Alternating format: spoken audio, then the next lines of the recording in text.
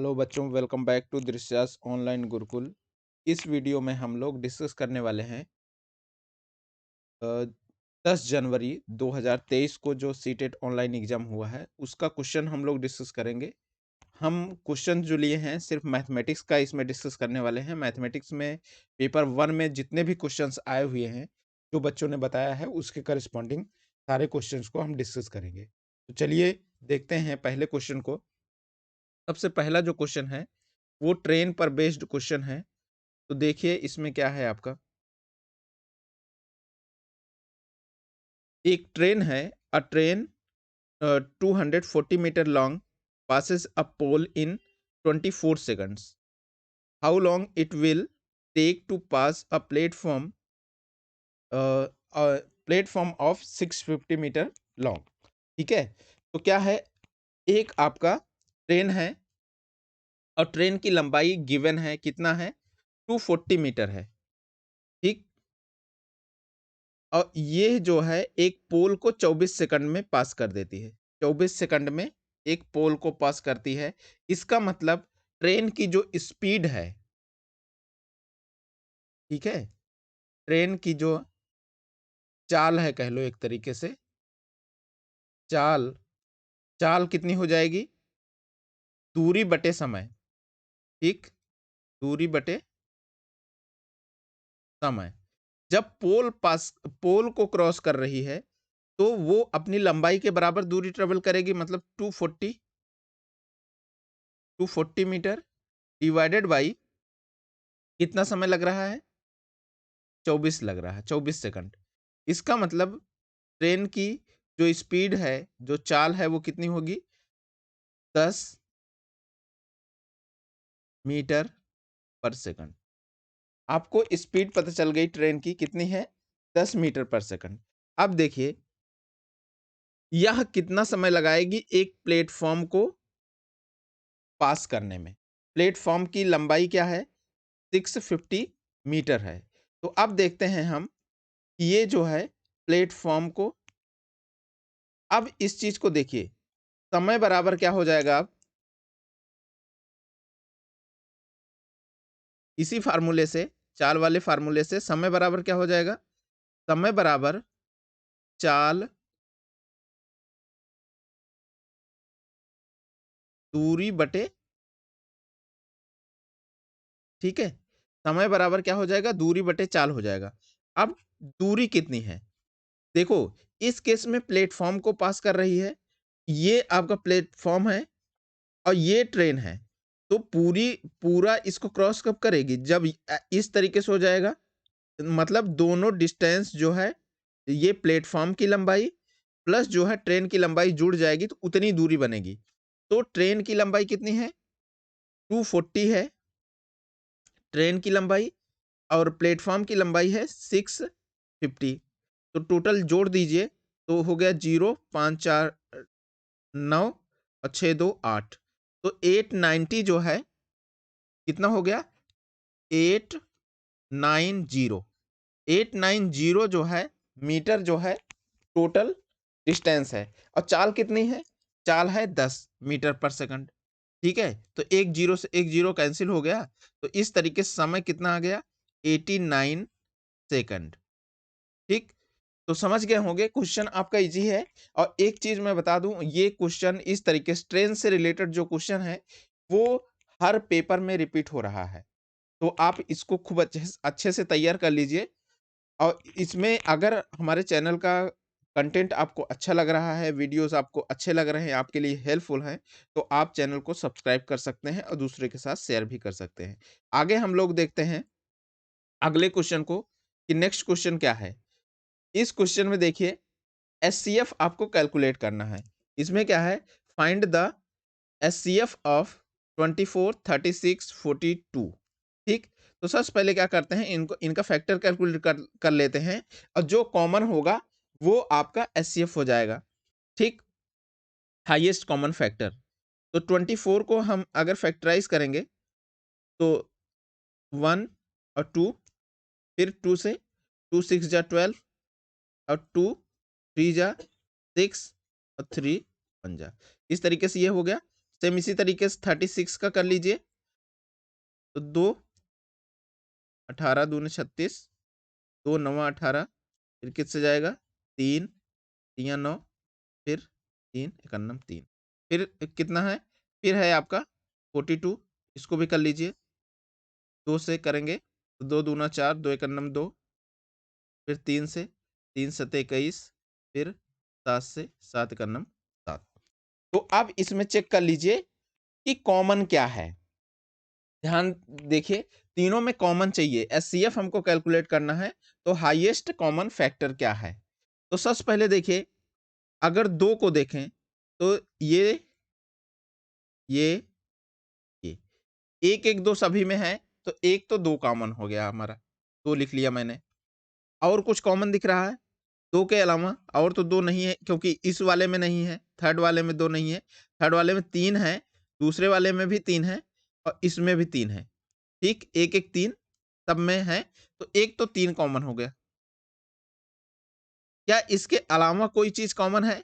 कोई भी चीज कॉमन नहीं है। अगर 1 को करते हैं तो 1 कॉमन है, बट उसका कोई इफेक्ट नहीं पड़ेगा मल्टीप्लाई करने पर। तो इस तरीके से आपका हाईएस्ट कॉमन फैक्टर कितना आया? एचसीएफ जो आया 2 इंटू 3 आया, 2 इंटू 3 जो है आपका 6 होगा। तो इसका आंसर क्या हो गया आपका? इसका आंसर आपका 6 हो गया। ठीक, तो आगे हम बढ़ते हैं अगले क्वेश्चन की तरफ। एचसीएफ पर भी बेस्ड क्वेश्चन रिपीट हो रहा है, हर पेपर में आ रहा है। तो एचसीएफ और एलसीएम दोनों भी आपको आने चाहिए अच्छे से। तो आगे हम देखते हैं अगले क्वेश्चन को कि अगला क्वेश्चन क्या है। हाँ, इस क्वेश्चन को देखिए, ये वैन हिले थ्योरी पर बेस्ड क्वेश्चन है। ये क्वेश्चन इंपॉर्टेंट है, ये आपका लर्निंग मेथड पर बेस्ड है, जो ज्यामिति जो जियोमेट्री को लर्न करते हैं उसका सिद्धांत है, वैन हिले ने दिया है। तो इस क्वेश्चन को पहले मैं बताता हूं आपको क्या क्वेश्चन में क्या है। According to the Van Hiele theory, rigour represents which level of Van Hiele theory. ठीक है, तो वैन हिले थियरी के अनुसार जो रिगो, रिगोर है, मीनिंग देयर बाय डिफिकल्टी है, कठिनाई है, वो किस लेवल को रिप्रेजेंट करती है। ठीक, दृढ़ता जो है किस लेवल को रिप्रेजेंट करती है। तो देखो, वैन हिले थ्योरी के जो टोटल चरण हैं वो 4 चरण हैं, 0 से लेके एक्चुअली हैं, या 5 कह लो आप जो है, लेकिन स्तर जो है 0 से शुरू होता है। ठीक है, तो एक 0 स्तर है, ये आपका प्रत्यक्षीकरण है कि मतलब कि आकार को देख के उसको छांटना या अलग करना। दूसरा है विश्लेषण या वर्णन का दूसरा स्तर है। थर्ड थर्ड जो पहला स्तर है, मतलब 0 स्तर जो है छांटना हो गया, पहला स्तर क्या हो गया? उसका विश्लेषण करना। ठीक है, तीसरा स्तर इसमें स्तर 2 जो है वो क्या हो गया? निगमन करना। स्तर 3 क्या है? औपचारिक निगमन करना। ठीक है, और स्तर जो 4 है वो क्या है? अंतिम चरण है, और ज्यामित मतलब अच्छे से ज्यामित को समझना, मतलब गणितीय दृढ़ता स्तर है, रिगोर का लेवल है। ठीक है, तो ये जो है इसका आंसर जो होगा वो कौन सा है? कौन सा लेवल है? लेवल 4 है। तो इस तरीके से आप इसको जो है समझ सकते हैं कि 4th लेवल का ये है। ठीक, ये काफी इंपॉर्टेंट है, तो आप इसको समझ लेंगे। इसमें हमने लिस्ट भी कर दिया है कि क्या किस लेवल में क्या होना चाहिए। ठीक है, तो आगे हम देखते हैं अगले क्वेश्चन की तरफ कि नेक्स्ट क्वेश्चन क्या है। तो इस तरीके से क्या है, इसलिए वैन हिले सिद्धांत, दृढ़ता जो है वैन हिले सिद्धांत के अंतिम स्तर का प्रतिनिधित्व करता है, और अंतिम स्तर क्या है? अंतिम स्तर है आपका 4th लेवल। ठीक है, 4th लेवल। आगे हम देखते हैं नेक्स्ट क्वेश्चन को। अगर आपको हमारे चैनल का कंटेंट किसी भी तरीके से अच्छा लग रहा है तो आप चैनल को सब्सक्राइब कर सकते हैं। आगे हम देखते हैं इस क्वेश्चन को। देखिए, ये सिंप्लीफिकेशन का क्वेश्चन है। ये जो जो क्वेश्चन मार्क है, इस क्वेश्चन मार्क की वैल्यू हमको कैलकुलेट करनी है इससे। ठीक, तो इसमें देखिए, पहले है लिखा हुआ है 6, फिर लिखा है 0.6, 0.6, तो 0.6 देखिए कैसे लिख रहा हूँ, इसी तरीके से लिखना है। फिर अगला जो है इस वाले को देखिए 0.6, फिर अगला क्या है 0.006। ठीक है, इसको ऐड कर लेते हैं। हम ये देख रहे हैं कि ये वैल्यू कितनी है, फिर उधर ले जाके 8 से सब्ट्रैक्ट कर देंगे। तो ये हो गया 6, ये हो गया आपका 0, ये कितना हो गया 6 और 6 12 की 2 हासिल 1, ठीक, हासिल 1, और ये 6 मिलके 6 और 1 मिलके 7। ठीक, एक चीज आप यहाँ ध्यान देना है कि कहीं आप इन सबको मत ऐड कर देना। 6 है तो मतलब ये है, ये वैल्यूज है, ये चीज ध्यान रखना। ये इसको 6 को आप क्या लिख सकते हैं 6.0 समथिंग, इस तरीके से लिख सकते हैं, तो वो 0 ही है। अब देखिए इतनी वैल्यू आ गई, इसकी वैल्यू इतनी आ गई, तो x इज इक्वल टू क्या हो जाएगा, x इज इक्वल टू 8 में से ये घट जाएगा, पूरा उधर जाएगा, तो 8 पॉइंट में 0.000 कर सकता हूं, कोई प्रॉब्लम नहीं है। घटाना कितना है 7.206।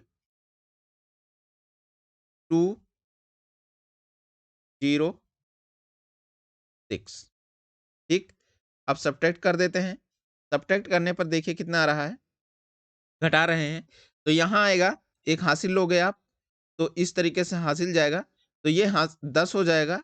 10 में से 6 गए, कितना आएगा 10 में से 6 गए 4 आ जाएगा। 10 में से 6 गए 4 आ जाएगा।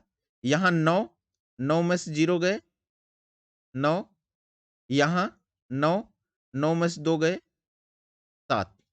ठीक, तो इस तरीके से 0.794 x की वैल्यू क्या आएगी 0.794, ये आएगी 0.794, 0.794। तो इसका आंसर क्या हो जाएगा आपका 0.794। तो इस तरीके से हमने ये जो है 10 जनवरी का अभी जो पेपर हुआ है सीटेट ऑनलाइन एग्जाम, उसके सारे क्वेश्चंस हमने देख लिए हैं। ये क्वेश्चन काफी इंपॉर्टेंट और हेल्पफुल होने वाले हैं आप लोगों के लिए, जिन लोगों स्पेशली जिन लोगों का एग्जाम अभी आने वाले समय में होने वाला है। तो आप हमारे चैनल पे बने रहिए, चैनल को सब्सक्राइब कर लीजिए और दूसरों के साथ शेयर कीजिए। Thank you.